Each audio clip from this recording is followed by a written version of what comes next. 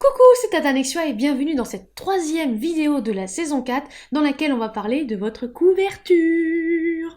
Oui, on verra la semaine prochaine le prix, j'en ferai clic d'avance. La couverture, c'est ce qui va attirer l'œil, devrais-je même dire, ce qui doit attirer les regards. Il ne faut surtout pas la négliger, c'est parti pour le générique.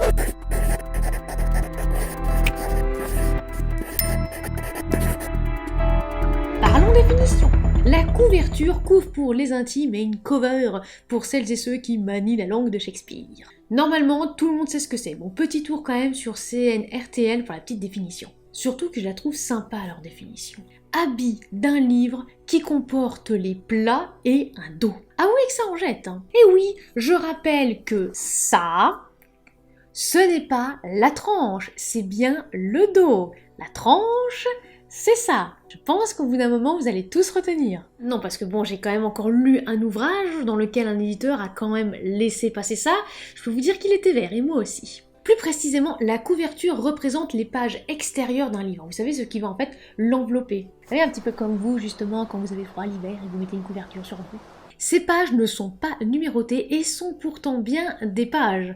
D'ailleurs, c'est bien pour ça que normalement on dit première de couverture, seconde de couverture, jusqu'à la quatrième de couverture. Sur la première de couverture, on y voit généralement le nom de l'auteur du livre, le titre, et la quatrième de couverture, c'est l'emplacement du résumé. Vous inquiétez pas, on va aller un petit peu plus en détail après. Il y a quoi sur la couverture? Sur la première de couverture, on a le titre. Obligatoirement le titre. Même s'il peut être petit ou si à la limite vous voulez mettre en gros, peu importe, il faut qu'on le reconnaisse. Le sous-titre aussi, s'il y a besoin. Le nom de la série, si le livre contient plusieurs séries pour orienter le lecteur. Le numéro de tome. Lorsqu'on est en présence d'une série ou d'une collection, le titre du livre actuel est accompagné traditionnellement du numéro. Par exemple, tome 1, tome 2, tome 3, tome 7. Comme ça, le lecteur voit d'un seul coup d'œil, c'est quel numéro. L'auteur, le nom de celui ou de celle qui a écrit le livre. Alors, il se peut que ce soit aussi à plusieurs mains, dans ce cas, on mentionnera effectivement tous les noms. Ah, il faudrait un petit peu oublier personne quand même. Dans le cadre d'un roman graphique ou d'une BD, il convient aussi également de mentionner l'illustrateur ou l'illustratrice, puisque bon, il a aussi fait le travail. Alors je sais que certains vont trouver ça bizarre, et on m'a déjà posé la question, donc j'y réponds quand même ici, concernant l'affichage du nom de l'auteur sur la première de couverture. Oui, il y en a qui vont trouver ça bizarre de ne pas le mettre, et qui vont plutôt le reléguer sur la quatrième de couverture, ou alors carrément aussi sur la page titre, à l'intérieur de l'ouvrage. Mon avis sur le sujet, eh bien, peu m'importe. Non, vraiment, peu m'importe en fait. Ça me dérange pas, il y a des auteurs effectivement qui veulent laisser la place à l'œuvre et qui veulent vraiment dire que l'œuvre est sa place mais complètement entière sur la première de couverture, avec le titre, avec une magnifique photo, et qui préfèrent, on va dire, que leur nom soit pas vraiment caché, mais soit vraiment mis de côté. C'est l'œuvre qui est mise en avant, pas eux. Après, à partir du moment où leur nom est dans les mentions légales, moi franchement, ça me dérange pas en fait. Il est vrai que je me souviens plus facilement du titre d'une œuvre que des noms des auteurs. Bon, ça oui, je sais, j'ai un petit peu un souci pour retenir les noms, mais bon, les titres, ça va. La maison d'édition. Quand le livre est publié par une maison d'édition dite traditionnelle à un compte d'éditeur ou une maison d'édition à compte d'auteur, il y a effectivement le nom de cet émeu qui est affiché. Alors, il y a le nom, il peut aussi y avoir effectivement leur logo, et ça peut aussi être le cas pour certaines plateformes. La collection. Au sein des grandes maisons d'édition, il peut arriver que la collection soit mise en avant par rapport aussi à la maison. Par exemple, la collection érotique, la collection alcôve, etc. L'illustration, la photo. Alors ce n'est pas toujours un systématique, il y a certains ouvrages qui n'auront pas d'illustration, qui n'auront pas de photo. C'est au choix de l'auteur, au choix de l'éditeur. Ça peut dépendre également du genre littéraire de l'ouvrage. Il est vrai que pour certains essais, il y a juste le titre, le nom de l'auteur, le nom de la maison d'édition, il n'y a pas forcément d'image. C'est à vous de voir et n'oubliez pas que ce choix est très marketing. On y reviendra aussi un petit peu. Et pensez aussi, même si ce n'est pas forcément obligatoire, à la tagline. Avec mon super accent, Vous savez cette fameuse phrase d'accroche que vous pouvez voir de temps en temps sur les couvertures. On pourrait le traduire, on va dire, un petit peu comme un slogan, même si je préfère, on va dire, le terme de phrase d'accroche. C'est souvent très court, parfois quelques mots, mais pour attirer le lecteur, mais dès le premier regard. Alors ça, c'était pour la première de couverture. Passons à la tranche. Ne pas confondre la tranche avec le dos. La tranche, il s'agit du côté où les pages sont tranchées par l'imprimeur. Oui, d'où le nom un petit peu de la tranche. Elle est généralement de la même couleur que les pages ou alors une teinte un peu plus, on va dire, sombre. Avec le temps, le papier va devenir de plus en plus foncé. Et l'odeur, que dire de l'odeur, effectivement, il y en a beaucoup qui adorent aussi l'odeur du papier et ils savent que ça dépend des imprimeries, aussi du papier qu'on utilise. le dos. C'est ce qui va permettre d'identifier facilement le livre dans votre bibliothèque ou dans une librairie, peu importe aussi le rangement effectivement que vous faites. En un clin d'œil, on doit avoir accès à des informations essentielles et importantes. Nom de l'auteur, titre, nom de la maison d'édition, logo, bref, pensez-y aussi chers auteurs auto-édités, puisque parfois les dos sont vierges. C'est un petit peu dommage, puisqu'un dos vierge dans une bibliothèque, ça rend un petit peu moche. La quatrième de couverture. Bon, la quatrième de couverture, normalement, il n'y a pas trop de soucis, il s'agit de la dernière page du livre. Elle est autant importante que les premières de couverture pour les ouvrages papier. Pourquoi? Parce que l'un des premiers gestes des lecteurs, et d'ailleurs on l'a bien compris en salon, c'est pour ça qu'en salon on monte très souvent sur une pile la première de couverture, et sur une deuxième pile, on retourne en fait les ouvrages pour que la quatrième de couverture soit visible. Car oui, on a bien remarqué que la majorité des lecteurs retournent tout de suite le livre. Une fois qu'ils ont vu la couverture, ça peut être des fois en 2-3 secondes, tout de suite après, ils vont regarder la quatrième de couverture. Donc il ne faut surtout pas la négliger. Si vous voulez faire quelque chose de simple au niveau de la quatrième de couverture, va falloir que votre résumé soit en béton. On en reparlera. Et évidemment, il y aura une vidéo consacrée au résumé. Le résumé, il va parler du livre en quelques mots. Il faut que ça éveille la curiosité du lecteur qui va peut-être s'empresser dans la lecture du livre. Lancelot Canissier en sait quelque chose puisqu'on a bossé un petit peu ces résumés ensemble. J'espère d'ailleurs qu'il est satisfait et que je n'ai pas été très chiante. Parce que je sais que je peux être extrêmement intransigeante envers les résumés. La quatrième de couverture peut souvent faire un rappel des éléments de la première, avec le numéro de tome, la série, la collection, le nom de l'auteur, le titre de l'œuvre évidemment, le sous-titre, et il y aura aussi le public ciblé. Ça, on y reviendra. J'ai plus d'énergie pour la couve, help! Oui, vous êtes lessivé par l'écriture de votre ouvrage, vous n'en pouvez plus, je sais ce que c'est, et là vous vous dites, oh là là, en plus il va falloir que je bosse la couverture de mon ouvrage, non mais c'est pas possible, c'est mort, je jette l'éponge, j'en peux plus. Surtout qu'il vous faut la couverture de la mort qui tue, quoi. Stop. On respire, on reste zen, on transpire beaucoup, ça va aller. Alors déjà, pourquoi il vous faut une couverture de la mort qui tue? Alors parce qu'on en a déjà parlé, mais vous n'êtes pas sans savoir que tous les ans, des milliers, peut-être même des millions de livres sortent. Tout le temps. Chaque jour, il en sort. La couverture est l'une des premières choses que le lecteur va voir en premier. Surtout dans un salon en plus, parce que c'est très visuel. Vous allez être au milieu de plein d'autres auteurs, il va vraiment falloir vous démarquer. Et la première chose qu'on voit de loin, c'est une image. C'est absolument pareil pour les réseaux sociaux, quand vous scrollez justement les RS, les images attirent plus souvent le regard que du texte. Alors même si l'habit ne fait pas le moine, beaucoup effectivement jugeront sur la couverture et d'entrée peuvent se faire une idée. Et je rappelle également aussi que pour les chroniques que je fais, il y a des points à gagner sur la couverture, sur son originalité et surtout, le plus important, sur son raccord avec le texte, le résumé et le titre. Alors, deux options s'offrent à vous. Première option, soit vous la faites parce que vous maîtrisez Adobe Photoshop, Illustrator, les logiciels 3D, ou que vous êtes vous-même illustrateur, illustratrice, ou même graphiste, pourquoi pas. Vous déléguez à un professionnel ou même à un site. On l'a vu dans les vidéos plateformes de publication, par ici la fiche. Certaines plateformes font payer ce service, d'autres vous offrent un grand choix de couvertures simples, personnalisables et gratuites comme Cool Libri. Là, c'est à vous de voir, on en a déjà pas mal parlé justement dans les plateformes de publication, donc je vais essayer un petit peu d'éviter de répéter tout ce que j'ai déjà dit. Ne négligez pas la couverture. La couverture, c'est la vitrine de votre œuvre. Avant même que le lecteur ne lise, il doit s'imprégner de votre univers. Car oui, je le rappelle, mais chaque auteur est différent, on a chacun notre style et on a aussi chacun notre univers, et je dirais même nos univers. N'oubliez pas qu'un livre, alors je parle pour le format physique, mais c'est pareil aussi pour les formats numériques, on aime beaucoup voir les couvertures, et pour les livres surtout physiques, ça se transporte. Ça se partage aussi. Ça se lit n'importe où, que ce soit dans la voiture, côté passager évidemment, et puis quand on n'a pas le mal des transports. Dans les transports en commun, on affiche fièrement son ouvrage. Non, je suis pas du tout en train de lire le mien, je vois pas du tout de quoi vous parlez. On ne néglige pas la couverture. Pensez aussi aux sites, les librairies dans lesquelles le livre sera disponible. Pourquoi ? Si c'est qu'en numérique sur Amazon, je ne sais pas si vous avez vu, mais alors là où il y a l'image, on va dire, de votre roman, c'est vraiment en timbre-poste. Et puis alors je vous dis pas sur téléphone, il faut vraiment zoomer et agrandir. Des fois le zoom c'est pas forcément non plus glorieux. Il va vraiment falloir penser que le texte soit assez gros pour qu'il puisse être lisible et aussi être attractif. Oui, parce que vous allez être noyé dans énormément de bouquins. Pensez aussi également, il y a peut-être des petits détails sur la couverture qui ne se verront pas sur les petites vignettes Amazon. Au contraire, elles seront peut-être très lisibles en librairie. Donc c'est pour ça qu'il faut bien réfléchir à la distribution. Oui, j'en ai parlé dans la première vidéo aux différences entre marketing et communication. Pensez bien là où justement votre livre sera. C'est très important. Dans une librairie, on peut retourner l'ouvrage, le tenir en main. Est-ce qu'il va y avoir une image sur le dos? Je rappelle, le dos, c'est ça. Si c'est le cas, vérifiez bien et surtout n'oubliez pas de vous commander des exemplaires auteurs chez vous pour vérifier que l'image ne déborde pas, soit sur la première, soit sur la quatrième de couverture, et que l'image que vous avez voulu mettre dans le dos, elle soit bien sur le dos. Rien de pire qu'une image qui est un petit peu décalée, où on voit des bords. Je parle pas d'1 ou 2 millimètres. Bon, faut pas exagérer, je sais bien que les marges, même en imprimerie, c'est pas toujours exactement la même chose. Non, moi je parle vraiment d'un décalage par exemple de 5 cm. Là, clairement, c'est un auteur qui avait pas fait attention au dos. Côté créa, pensez aussi également aux formats qui peuvent être différents entre numérique et papier. Par exemple, l'un de mes livres en numérique sur Amazon fait tant de pages, et bien au format physique, avec justement l'idée des marges, parce que je voulais des marges quand même très restreintes pour qu'on ait vraiment l'impression d'avoir beaucoup à lire. Ah, c'est pas la même chose, donc forcément aussi, en termes de couverture, le dos ne sera pas le même.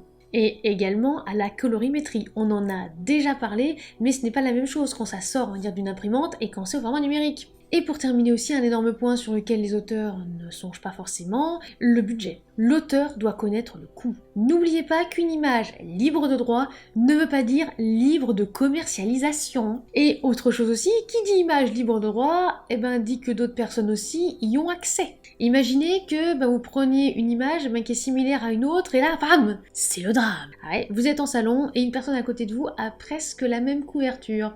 Pareil aussi pour les polices de caractère. Déjà, choisissez une police lisible qui se voit. Ensuite, pourquoi pas aussi une police qui rappelle votre univers. Vous pouvez aussi, par exemple, en créer une. Et effectivement, on voyait ça avec la magie du dessin, puisque je voulais que le titre reflète l'univers jusque dans la série. Il faut vraiment prendre du recul sur votre ouvrage pour que vous puissiez trouver l'identité de votre œuvre. La couverture, c'est la carte d'identité de votre livre. Vous voyez un petit peu d'ailleurs le lien que je fais entre titre, couverture et bientôt résumé. Quand je parle vraiment de carte d'identité, c'est vraiment pas du tout à négliger cet aspect-là. Le point marketing de Tatanexua. Alors, c'est bien tout ça, mais on fait comment en fait pour faire sa couverture? D'abord, il faut se poser les bonnes questions. Qu'est-ce que vous voulez montrer? Quel est le genre? Alors oui, je sais que ça va faire râler, et je sais qu'on est un petit peu, on va dire, malheureusement formaté à ça, mais il existe souvent des codes pour les genres littéraires. Je ne dis pas que vous devez les copier-coller et tous les mettre, mais il faut qu'ils soient évoqués de manière, on va dire, un petit peu implicite, ou du moins qu'on identifie rapidement le genre. Car, je le rappelle, je l'ai déjà dit dans la première vidéo, mais chacun ses goûts et ses couleurs. Et parfois, le lecteur est habitué, on va dire, à un certain type de couverture, et va aller dans la majeure partie du temps, vers les couvertures qui ressemblent à ce qu'il adore lire. Et vous pouvez aussi tout à fait le faire à votre sauce, par exemple avec Rattrape-moi. C'est une romance, mais alors complètement à ma sauce. Je ne voulais absolument pas de torse nu sur la couverture. Déjà parce que j'en ai marre de voir les torse nus sur les couvertures et que personnellement, tire absolument pas. Et ensuite parce que ça n'a rien à voir. Je voulais au contraire qu'on y voit une aventure. Alors les deux protagonistes, bien sûr, c'est pour ça que les deux personnages principaux sont sur la couverture, qu'il y a justement cette idée de mouvement, comme s'ils s'échappaient justement de quelque chose. Et l'ambiance également, ça fait un petit peu suspense, puisque c'est quand même aussi une romance-aventure dystopique à suspense. Et on le sent bien justement avec ces couleurs un petit peu, c'est pas sombre, ça fait un petit peu un effet pastel justement, c'est pas rose bonbon et c'est pas non plus rouge sang, puisqu'il n'y a pas du tout de gore justement dans l'histoire, juste un tout petit passage un petit peu violent. Mais voilà, n'oubliez pas, on va dire, de défendre votre ouvrage pour happer le lecteur dans votre univers. Même si effectivement il y a certains codes des genres littéraires qui sont dans mon bouquin que j'ai repris. Enfin, que j'ai repris, c'est pas moi qui ai fait la couverture, c'est le graphiste de la maison d'édition, mais vous voyez à peu près ce que je veux dire. C'est parti pour la mise en situation. Alors, on débute avec par exemple le livre d'Arnaldur Indridason, avec mon super accent. C'est un livre justement d'enquête policière, et l'auteur, je pense que vous êtes un petit peu au courant, des pays où il fait très froid. La couverture, vous le voyez, c'est dans des tons quand même assez froids, assez glacés, comme si un petit peu ça vous glaçait le sang. C'est fait pour. Prenons un livre plutôt catégorie jeunesse. J'ai sorti par exemple La malédiction de Sholva. Là c'est sûr qu'avec l'image, on reconnaît tout de suite, on va dire en un clin d'œil, que ça va être adressé à un public jeunesse. En plus, il y a une aventure, on va dire l'héroïne dans une certaine action, ça appelle effectivement à ce genre littéraire. Passons maintenant à un roman romance contemporaine. contemporaine. Il y a par exemple l'ouvrage de Laetitia Demko, Un pas décisif chez Sharon Kena Éditions. Là, on a l'image du couple qui se rapproche directement dans la première de couverture. On a en plus un petit danseur justement, là je sais pas si vous le voyez bien, qui est tout en bas de la couverture. Tout de suite, on reconnaît un petit peu les codes du genre et on se dit que ça va tourner autour de la danse. Et aussi les tons un petit peu sombres justement de la couverture, on peut se dire que l'histoire est un peu sombre. On change complètement de registre avec un livre que j'ai aussi dans ma bibliothèque, de Rebelle Édition,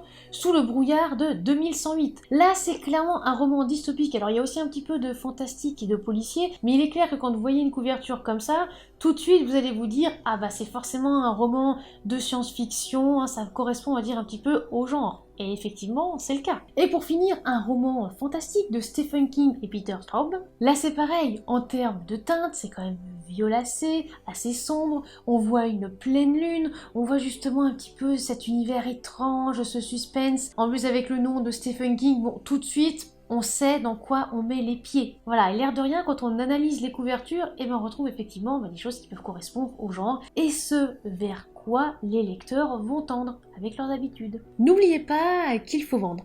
Alors oui, je sais, il y a certains auteurs pour qui, oh là là, mais 50 ventes c'était leur objectif, ils l'accomplissent même si c'est au bout de 10 ans, très bien, ils sont contents, d'accord. En revanche, il y a une majorité d'auteurs qui visent plutôt les 1000 ventes, peut-être même plus, les 10 000 ventes peut-être. Alors là, effectivement, ce conseil, n'oubliez pas qu'il faut vendre, forcément, ça s'adresse un petit peu plus à eux. Comme c'est très bien noté dans un article du blog 99 Design, la couverture doit rappeler ou évoquer les standards graphiques associés au genre en question. Je vous donne un petit exemple. Une planète autre que la Terre communique un message très clair quant au contexte d'une histoire. Il en va de même pour un couple tendrement enlacé, ou un paysage sinistre et abandonné. La clé consiste à prendre les éléments que tout le monde attend et à y trouver une nouvelle manière créative de se les approprier.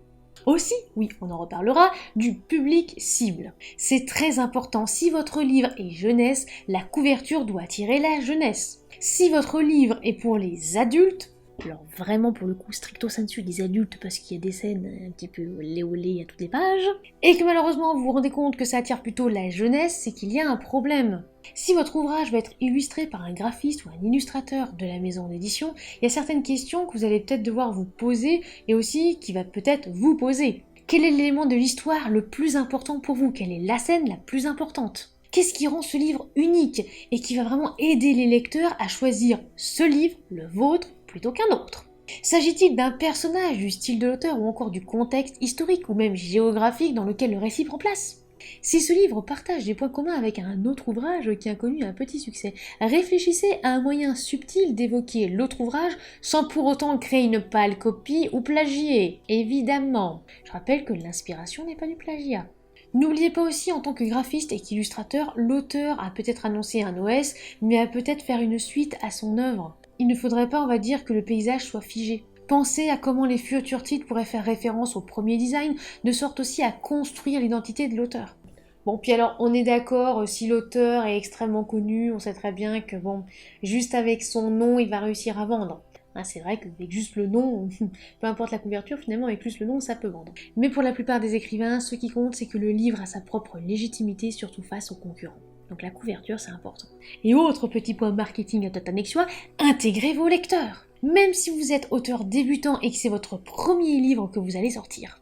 Pour les auteurs auto-édités par exemple, ça peut être le choix de la couverture, avec plusieurs modèles que vous allez proposer à votre communauté, et vous allez leur demander de voter pour celle qu'ils préfèrent. Pour les auteurs en ME, voyez si c'est possible avec votre éditeur ou votre directeur ou directrice éditoriale de sonder aussi vos lecteurs. Qu'est-ce que vous aimeriez avoir dans cette histoire, en intégrant par exemple le résumé?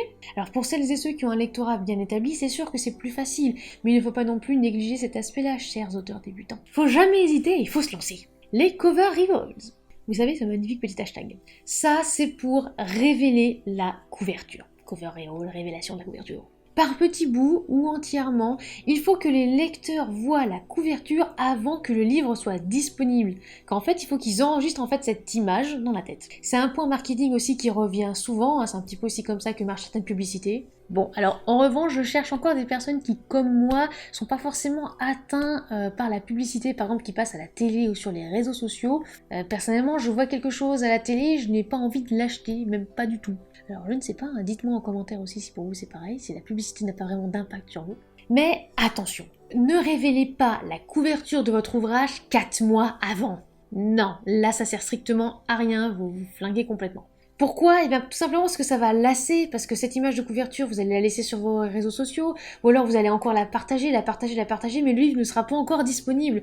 Au bout d'un moment, les gens ils vont en avoir marre. Ils vont un petit peu même s'ennuyer de voir toujours un livre, mais qui n'est pas encore accessible. Et l'effet inverse, la révéler la veille, non. À moins alors que vous soyez quelqu'un d'extrêmement connu et que vous aviez annoncé justement une super révélation de la mort qui tue et que l'ouvrage y sort à minuit 1. Oui, là d'accord, ça peut peut-être marcher.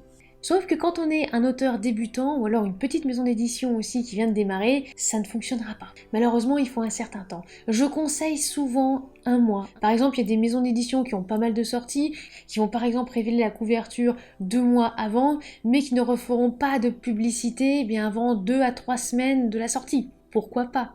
Et n'oubliez pas, on le reverra, mais il ne faut pas rabâcher la même publication en boucle. Varier, pitié, varier. On a envie justement de voir des choses différentes. Pour retenir un petit peu justement les idées pour les couvertures, il y a un auteur qui a écrit un billet sur les couvertures. J'ai bien aimé parce que c'est en 5 I. Je vous les reproduis justement ici. Irrésistible, inimitable, impactante, intrigante, irréprochable. Alors je trouve que c'est pas mal du tout et ça résume assez bien ce qu'il faut faire avec une couverture. En bref, alors une couverture, ça doit être original. Attention aux images libres de droit qui ne sont pas forcément des images libres de commercialisation et aussi qui peuvent être récupérées par tout le monde. Donc faites attention à ça, si vous voulez vraiment une couverture originale, il va falloir aussi penser à un budget couverture. Accrocheuse. Le lecteur, la lectrice doit être attiré, il y a vraiment une curiosité qui doit ressortir de la couverture. Le lecteur doit quand même reconnaître certains éléments familiers du genre qui l'affectionne et on va dire un petit twist un petit peu surprenant qui va lui faire dire pourquoi pas. Le raccord avec le titre, l'ambiance de votre œuvre, le texte. Je le répète, mais je pense que ce sera jamais assez, il faut vraiment qu'il y ait un raccord avec tout ça. Si par exemple je lis un résumé qui parle de meurtre de sang et que je vois un couple qui s'embrasse sur la couverture avec des cœurs et des couleurs pastel, excusez-moi mais je ne vais pas forcément comprendre le message et je vais avoir l'impression de me dire ah là là, j'ai l'impression qu'il s'est un petit peu trompé entre le résumé et la couverture, ça me donne pas forcément envie et je serais même un petit peu gênée vis-à-vis de l'auteur. Mais alors je glisse ça comme ça pour éviter encore une fois justement d'alimenter certains débats, mais c'est pareil pour certains éditeurs qui pratiquent le whitewashing. Whitewashing, avec mon super accent anglais. Alors le whitewashing, qu'est-ce que c'est? Ça signifie le blanchiment. Vous savez, c'est une pratique malheureusement courante, que ce soit au cinéma ou aussi dans les livres, qui consiste, alors pour les films, à engager des acteurs blancs pour jouer des personnages noirs, asiatiques, mexicains, etc. Ou pour les livres, c'est souvent des traductions, de mettre en avant une héroïne blanche, blonde, aux yeux bleus, j'exagère à peine, alors que l'héroïne est noire. C'est extrêmement agaçant, c'est chiant, c'est au bout d'un moment, pourquoi faut dire ce qui est, c'est chiant. Alors Planète Diversité a écrit un article que je trouve juste génial sur le sujet. Il est dans les sources, il y a quelques exemples justement pour un petit peu vous montrer ce qu'il en est. On revient sur le livre par exemple d'Evelyn Hugo et bien d'autres, et on peut aussi se dire malheureusement on est en 2020 et c'est toujours comme ça. En espérant que ça va peut-être un petit peu justement changer et que les mentalités vont évoluer. Alors, est-ce qu'après cette vidéo, vous visualisez mieux votre couverture, ce que vous voulez, ce que vous allez dire justement à votre super illustrateur ou illustratrice, ou au contraire ce que vous allez dire à votre éditeur, oui je veux ça, ou si justement c'est vous qui le faites, allez c'est bon, vous êtes lancé et hop hop hop c'est parti. En tout cas, ne rabaissez jamais vos compétences et foncez. Voilà, c'est fini pour aujourd'hui, on se retrouve la semaine prochaine pour parler du prix. +1 à celles et ceux qui suivent depuis le début. Et oui, beaucoup se demandent justement à quel prix mettre son livre, est-ce qu'il existe justement un prix juste, on parlera de tout ça. En attendant, n'oubliez pas de vous abonner, de lâcher un like ou un commentaire, ça nous fait toujours plaisir et ça aide énormément pour le référencement, donc merci. Si vous souhaitez nous soutenir sur les plateformes de financement participatif, c'est possible en vous rendant sur Tipeee ou Utip. Et en attendant la prochaine vidéo, soignez votre plume!